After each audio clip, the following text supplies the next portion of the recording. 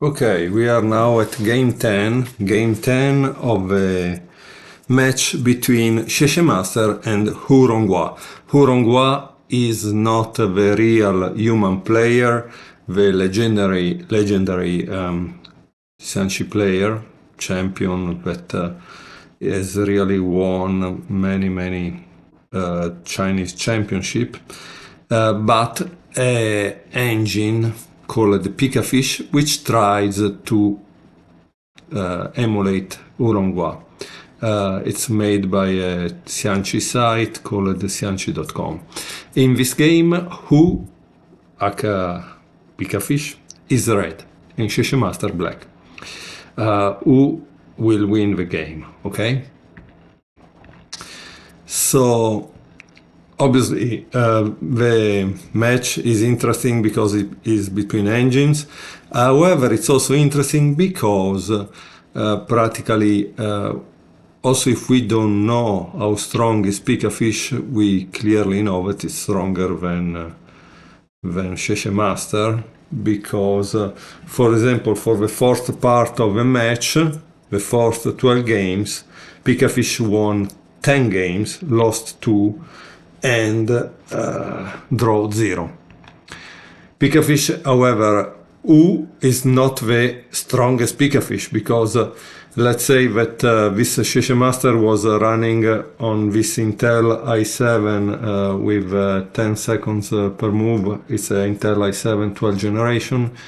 Pikafish instead is running on a server, so clearly more powerful hardware than XieXieMaster.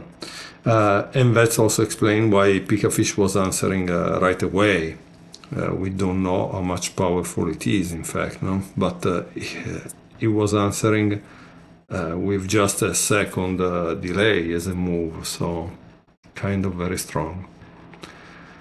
But as I mentioned before, we know that it's not like a human player, because first of all, there are a lot of checks that are repeated.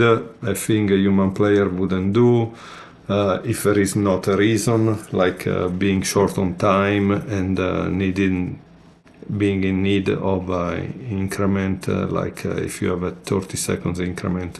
Today, for example, I think in most FIDE rated games, classical game, there is a 30 seconds increment, so one has also the duty to write down the game, the score sheet, because they say with 30 seconds you have enough time to write down the moves.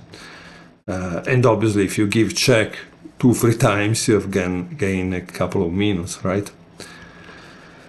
So already here we see that XieXieMaster is not able to stay ahead of Pikafish, and he starts to sacrifice pieces to delay the inevitable.